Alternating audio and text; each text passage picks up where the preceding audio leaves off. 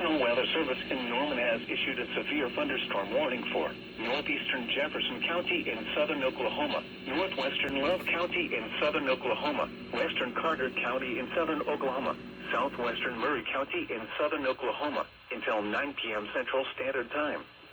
At 8:10 p.m. Central Standard Time, severe thunderstorms were located along a line extending from near Graham to near Oscar, moving east at 20 miles an hour.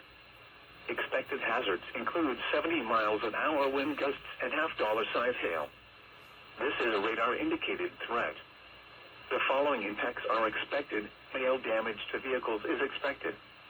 Expect considerable tree damage.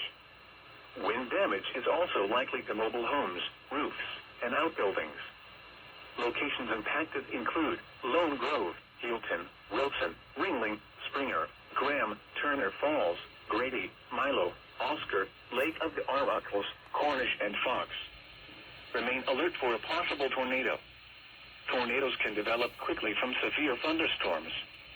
If you spot a tornado, go at once into the basement or small central room in a sturdy structure.